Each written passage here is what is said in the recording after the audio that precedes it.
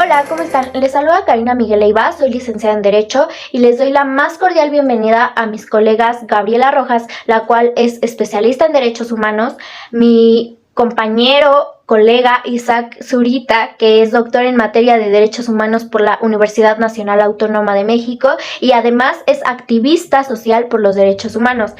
Sara Hernández, que es comisionada de la ONU especializada en desaparición forzada. Y por último, nuestro secretario Eric Sánchez, que es secretario de la Defensa Nacional. Hoy tocaremos un tema sumamente sensible y muy importante del cual debemos hablar. Esto es la desaparición forzada. Me parece importante y fundamental mencionar una contextualización sobre qué es la desaparición forzada. La desaparición forzada es un delito. Obviamente se violan derechos humanos, los cuales implican la privación de la libertad cometida por agentes estatales o personas que actúan con autorización del Estado. ¿Esto qué quiere decir? O sea, son personas, servidores públicos o pueden ser particulares que actúan con autorización del Estado. Estas personas obviamente no van a querer que sepan del delito que han cometido, por esto llegan a un ocultamiento de datos que nos pueden llegar a servir para la localización de la persona desaparecida, así que es sumamente difícil recabar estas pruebas. Es de suma importancia mencionar también que el Senado aprobó una Ley General de Desaparición Forzada de Personas que fue aprobada durante el 27 de abril del 2017, no tiene mucho. Esto fue aprobado con 90 votos a favor y 3 en contra y 3 abstenciones. Me parece importante que se haya legislado esta ley, ya que lo regula, sin embargo, demuestra la carencia de la justicia que tenemos. De este problema social lo muestra porque se tuvo que legislar una ley en contra de eso, porque muestra lo mal que estamos en ese aspecto. Ahora, de acuerdo con el dictamen, la sanción puede llegar hasta 90 años de prisión de delito por desaparición forzada y se podría reducir hasta 20 años cuando la persona colabora en la búsqueda. Es la primera ley en México que busca erradicar este delito mediante diversos mecanismos. Estos diversos mecanismos son, por ejemplo, la creación de sistemas nacionales de búsqueda. También se creó una Comisión Nacional de Búsqueda de Desaparición de Desaparecidos, un Registro Nacional de Fosas, un Banco Nacional de ADN para verificar que la persona que se encontró sea la misma que está desaparecida. También se disponen los derechos de las víctimas en esta legislación y los mecanismos para apoyarlos en el extranjero. Ahora, dejando un poco de lado la ley, la desaparición forzada es una problemática muy fuerte en México, que mucho tiene que ver con la delincuencia organizada, tiene que ver también con la militarización, con diversos aspectos, pero enfocándonos en la delincuencia organizada, estas prácticas que ellos cometen comienzan a ser adoptadas por otros agentes, tales son como el Ejército y lo ocurrido con los 43 de Ayotzinapa. Ahora, en mi opinión, el dictamen anterior es un gran logro en la materia, sin embargo, existen diversas inconsistencias y queda mucho por trabajar y perfeccionar. Obviamente esta Ley General de Desaparición Forzada fue tomada en cuenta por los legisladores, no porque se les haya ocurrido, sino porque vieron la necesidad de crear esta legislación por la ardua participación de las familias de los desaparecidos, así como también de las organizaciones civiles que participaron en ello. Ahora, ¿qué podemos hacer nosotros para combatir la impunidad a esta problemática según mi perspectiva? Para mí es fundamental conocer íntegramente la ley, así también como darle difusión, primordialmente en casos prácticos, en lugares en donde no es tan frecuente este delito y llega a ocurrir, pero también en lugares en donde este delito es frecuente, para que tengamos un mejor contexto sobre los mecanismos existentes para poder sancionar este delito de desaparición forzada. Esto de que llegue a ocurrir en algún momento, saber cómo actuar. Entonces, ahorita vamos a enfocarnos en la desaparición forzada de acuerdo a algunas posturas que van a dar estos especialistas. Y voy a comenzar con Isaac, por favor. Buenos días a todo nuestro auditorio. Primeramente que nada, quisiera dar las gracias a la licenciada Karina por haberme invitado y el saludo a mis compañeros en el podio. Para empezar, Yo les voy a dar un poco sobre el contexto histórico de la desaparición forzada de personas. Es importante mencionar que la desaparición forzada se ha utilizado como un medio de difusión de terror entre la sociedad. Los efectos que genera la desaparición forzada no solamente surten esta implicación impactante en la familia, sino que también surgen efectos en la sociedad. Entonces, estos efectos ya no solamente son un problema para el círculo cercano de la víctima, sino para la sociedad en general. Esto causando terror y causando intimidación por parte del gobierno hacia la sociedad. Ahora bien, la desaparición forzada de personas es un problema global, lo que quiere decir que no se centra solamente en una región geográfica, sino que se extiende a lo largo y anchas del territorio nacional e internacional. En nuestro caso, podemos encontrar ejemplos de desaparición forzada en diversos estados o nacionalmente, internacionalmente en otros países, tal es el ejemplo de Guatemala, de Chile, de Perú, de Argentina, entre otros. Ahora bien, es importante recalcar que la desaparición forzada siempre viene de la mano con la militarización, con las dictaduras militares y con el poder que se le da al militar, al poder militar. Entonces, uno de los antecedentes más importantes y principales que tenemos sobre la desaparición forzada de personas es el Nacht und Nebel, que significa noche y oscuridad. Este es un decreto firmado el 12 de diciembre de 1941 por el Führer nazi, en aquel entonces Hitler, en donde se explica que se va a aplicar esta medida a prisioneros de guerra y pues va a morir en vida, lo que quiere decir que se va a desaparecer totalmente de la sociedad y de su familia. Esto implica que ni su familia sepa su paradero, ni su estatus, si está vivo o muerto, si está enterrado en una localidad en específica. Entonces, esta información se oculta para causar un mayor temor y para causar una mayor desesperación a la familia y a la sociedad. Ahora, también, a pesar de que se tienen registros de que la URSS en los años 30 cometían esta práctica y hasta 1950 la ONU empezó a considerarla como un delito y con toda la implicación social, cultural, económica y política que tiene, es a partir de los años 70 en donde este tema de la desaparición forzada de personas comienza a tomar relevancia a partir de las dictaduras militares latinoamericanas. Este concepto empieza a tomar fuerza aquí en Latinoamérica. Ahora, un antecedente importantísimo que tenemos es en las desapariciones que ocurrieron en Guatemala y Argentina, en donde la Asamblea de la ONU, a través de su resolución 33/173 en 1978, establece las bases y llama a la sociedad, llama a los gobiernos para que estos puedan realizar la búsqueda y destinar todos los recursos posibles para detener o para tratar de frenar este problema, que al contrario, año con año va creciendo. Entonces, esta es un antecedente muy importante. A partir de 1978, a raíz de todos los conflictos que hubo en la dictadura de Augusto Pinochet en Chile, se crea una comisión especial, el Grupo de Trabajo de Desaparición Forzada e Involuntarias en 1980. Esto también sienta las bases para que se cree la Declaración sobre la Protección de todas las personas contra la desaparición forzada, emitida por la ONU en 1992, y esto a su vez sienta las bases para dos importantísimas leyes, que es la Convención Interamericana sobre Desaparición Forzada de Personas, adoptada en Belén para 9 de junio de 1994 en Brasil. Estas leyes que acabamos de mencionar son fundamentales para el estudio de esta figura de desaparición forzada. Sientan todas las bases que tenemos hoy en día. También en el contexto nacional, en México, la desaparición forzada comienza con este mecanismo de represión política. Empieza a considerarse una categoría de la represión política a partir de los hechos de 1968 y a partir de la llamada Guerra Sucia, que comprende de 1968 hasta 1982. Entonces, en aquel entonces la desaparición forzada era parte de un conjunto de medidas que trataban de reprimir y de disolver los grupos opositores al entonces partido el PRI. Entonces, una de las medidas que también se utilizaban era el arraigo policial, en donde los policías secuestraban prácticamente y cometían violaciones importantísimas a tus derechos humanos. Otro devenida de la desaparición forzada es la llamada guerra contra el narcotráfico, iniciada por el expresidente de México, Felipe Calderón. Entonces, esto nos da un importante precedente. La solución a este problema no es solamente concientizar, sino actuar. El poder que se le está dando al ejército y a los militares es muy amplio. Siempre se ha tenido registro de que la militarización en los países implica una violación clara a los principios de libertad y de justicia establecidos principalmente en nuestra Constitución y en convenciones internacionales ratificadas por México. Es un grave error que el actual gobierno trate de incorporar la militarización en las calles. Esto solamente nos va a traer más casos de alza de la violencia en las calles y más casos y la alza de la desaparición forzada de personas como principales consecuencias de estas acciones. Entonces, hay que alzar la voz, hay que impedir estas acciones y hay que concientizar también, hacer frente al problema no solamente desde la teoría, sino desde la práctica. Muchísimas gracias. Bueno, muchísimas gracias, Isaac. doctor Isaac, por tu importante participación. Me parece que los antecedentes históricos son fundamentales para poder entender esto. Y ahora vamos con nuestra comisionada Sara, la cual va a hablar de qué derechos viola. Muchas gracias, licenciada Karina. Igual muchas gracias a nuestro foro por escucharnos. Quiero hacer una pregunta. ¿El Estado mexicano protege nuestros derechos? En teoría, el Estado mexicano sí protegería nuestros derechos. En la realidad, no. Por el contrario, el Estado es el mismo el que los viola. ¿Cómo los viola y qué derechos viola? Se preguntarán. Bueno, primer derecho. Derecho a la libertad y seguridad personal.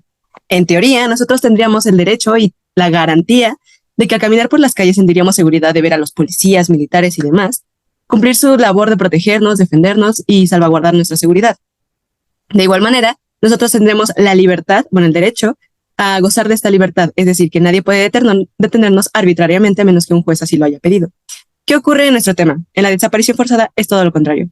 Usted como persona puede ir caminando un día por la calle y sin embargo un militar, policía o particular con autorización del Estado puede llegar, arrestarlo sin motivo alguno, llevarlo a algún cuartel militar, algún edificio abandonado, alguna casa abandonada, golpearlo, torturarlo, ya sea para obtener información o para que le quede algo claro. Y entonces se violaría un siguiente derecho, nuestro derecho a no recibir torturas ni tratos crueles o inhumanos. ¿Qué ocurre con este derecho? Este derecho no solo está garantizado por nuestra Constitución, este derecho está garantizado desde mucho más arriba todavía, que podríamos decir, a la par de la Constitución, las convenciones internacionales. La Convención Internacional en materia de derechos humanos, que es la Convención Interamericana de Derechos Humanos, la cual México adoptó desde 1981, nos establece este derecho, un derecho que no debería de ser violado, y sin embargo el Estado lo hace. Y no solo en la desaparición forzada, podríamos hablar en casos normales de arrestos o secuestros por el estilo. Entonces también tenemos aquí la violación al derecho a la salud y al respeto a nuestra integridad.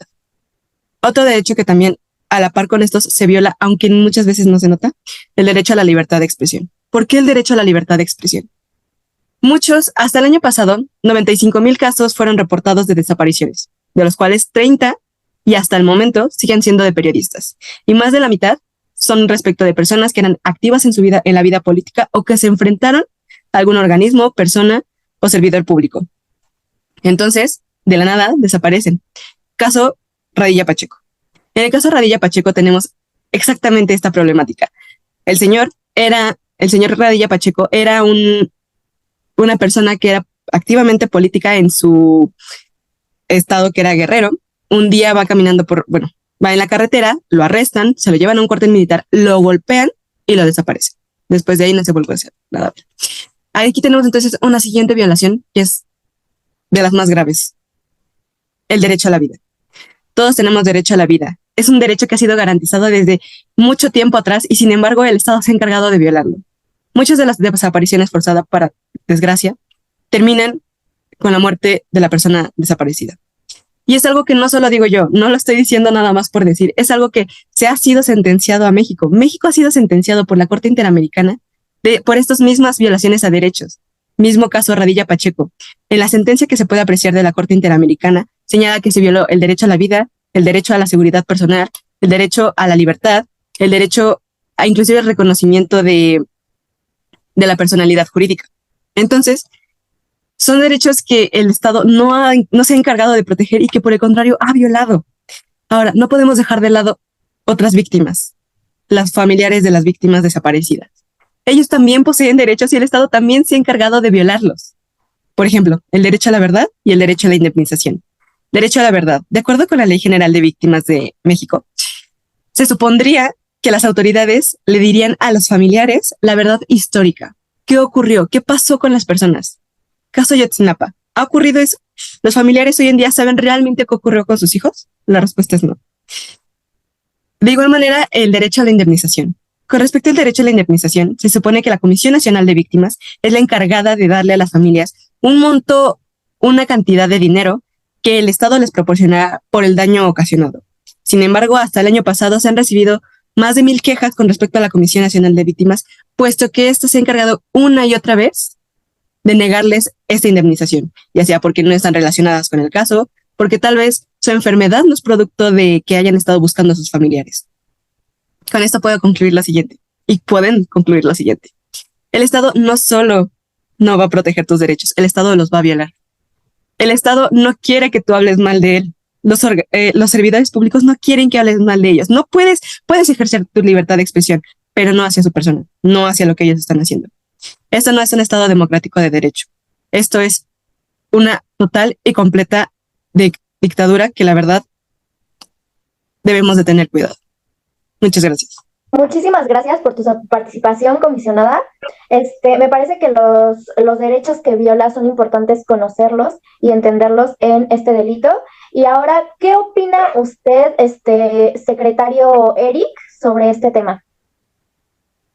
Bueno, muchas gracias por la invitación. Le agradezco mucho a la licenciada en Derecho por esta invitación a hacer conciencia de lo que es la desaparición forzada.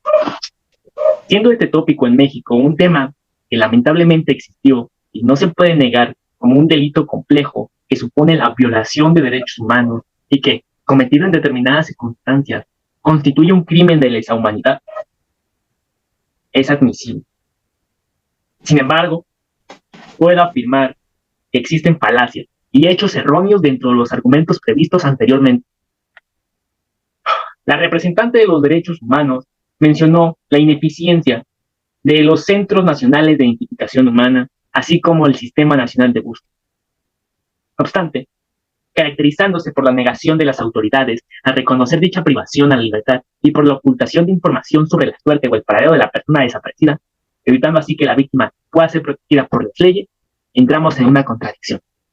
¿Por qué? Porque existen leyes que están defendiendo y amparando los derechos de las personas que han sufrido.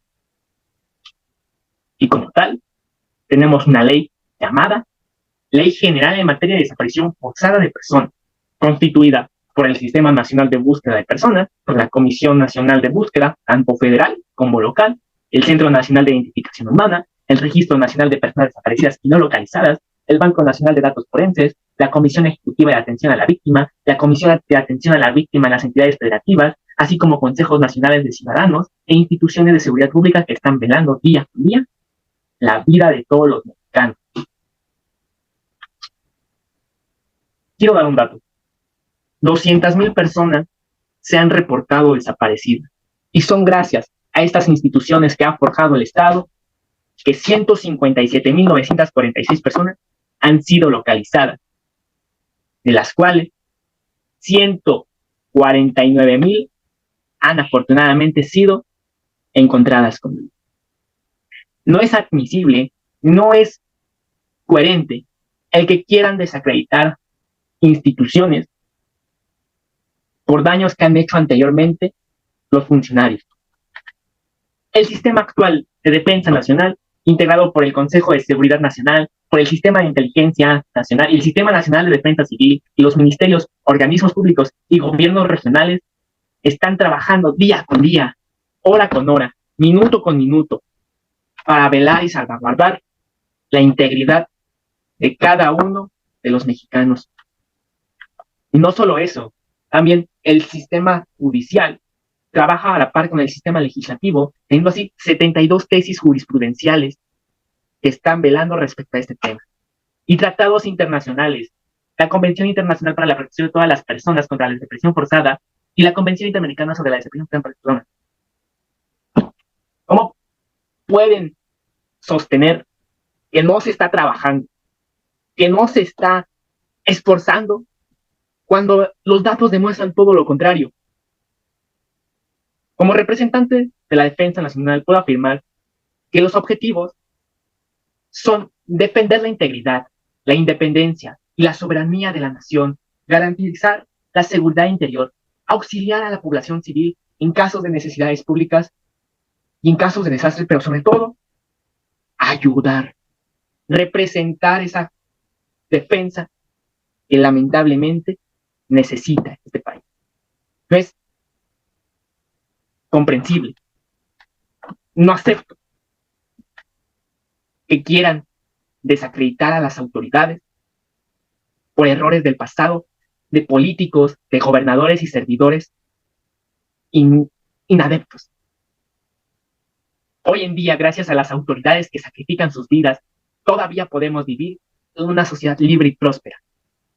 Gracias a esos militares que salen a las calles, a defender, a custodiar y sobre todo a proteger, es que México ha seguido avanzando en su lucha, en una lucha por los derechos. La verdad es que nadie es patrio. Lo somos todos.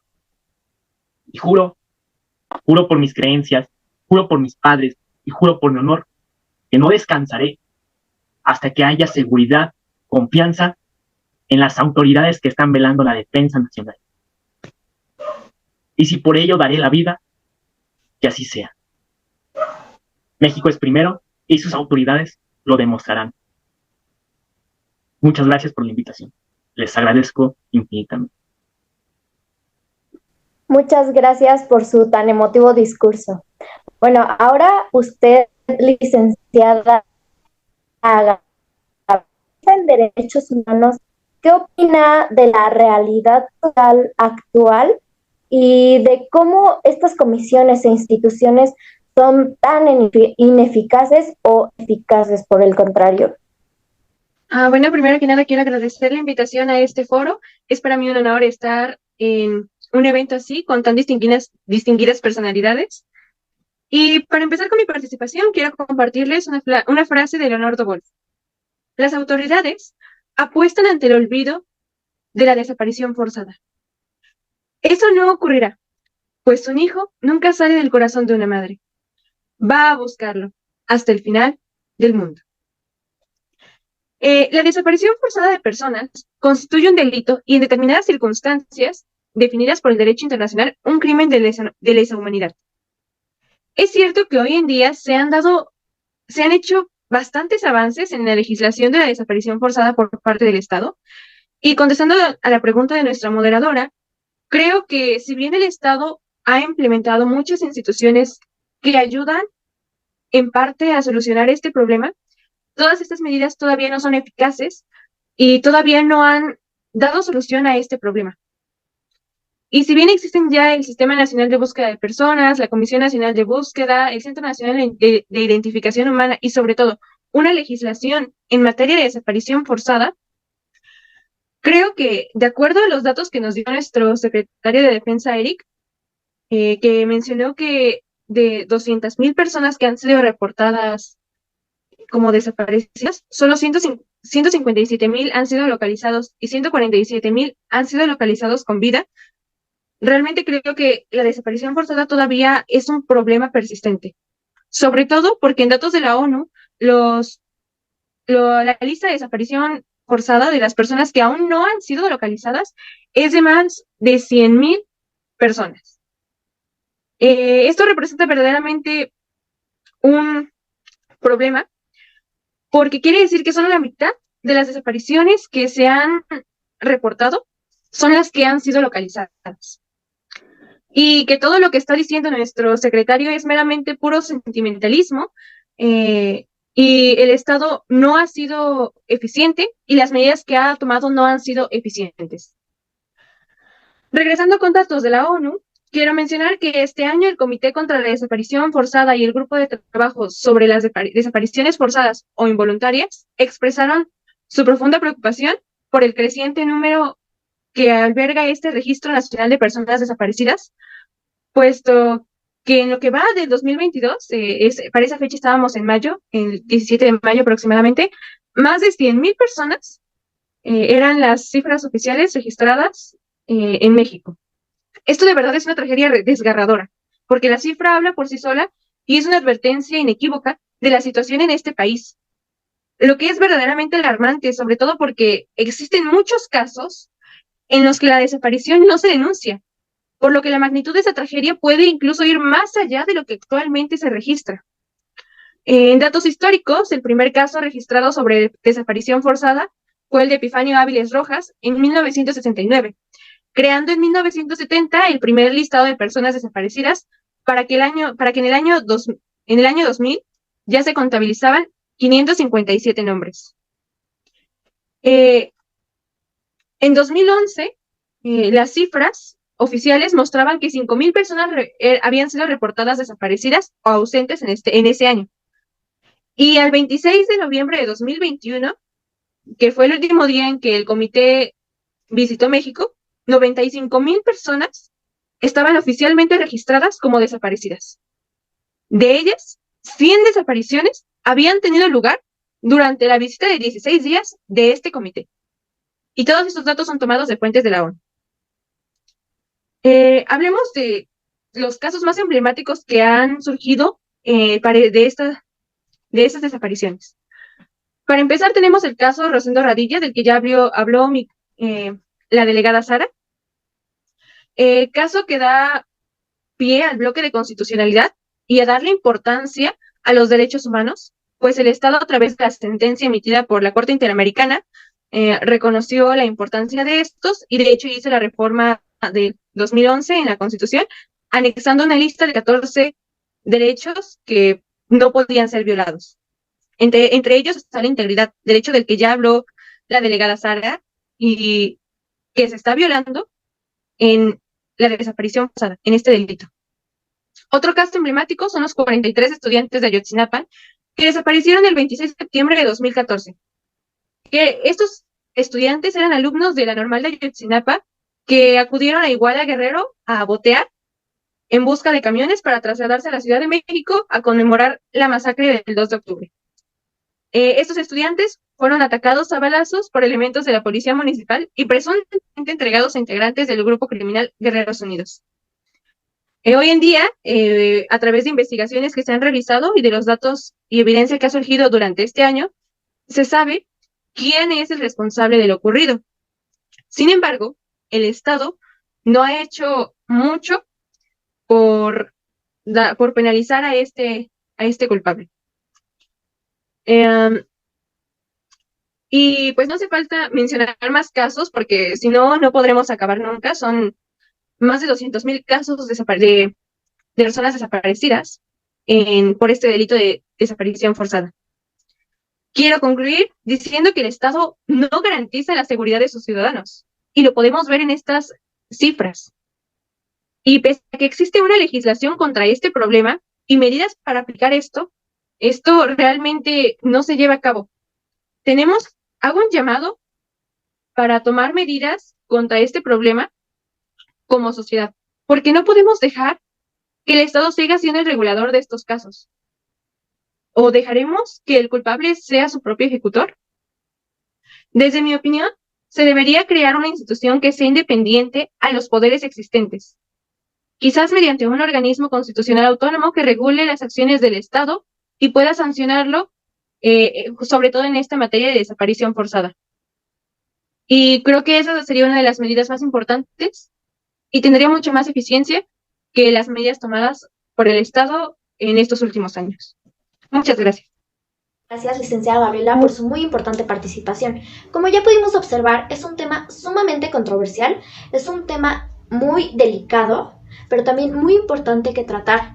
Es un tema fundamental para que nosotros estemos al tanto de la realidad social en la que vivimos, de la triste problemática que está atravesando México y que desde hace mucho tiempo ya lo vivimos.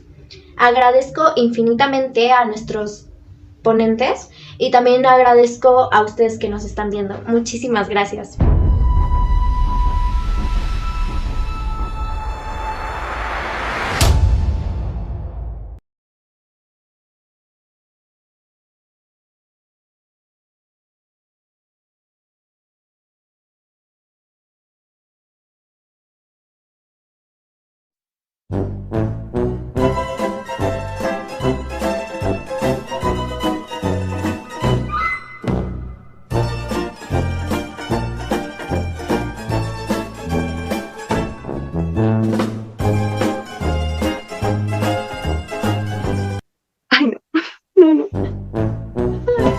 Lo siento.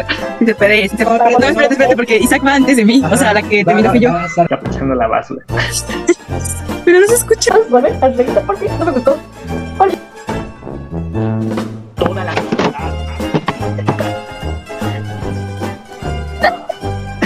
Tiempo, ¿qué momento?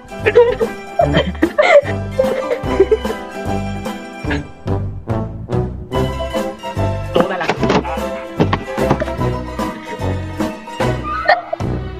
Tiempo, ¿qué momento?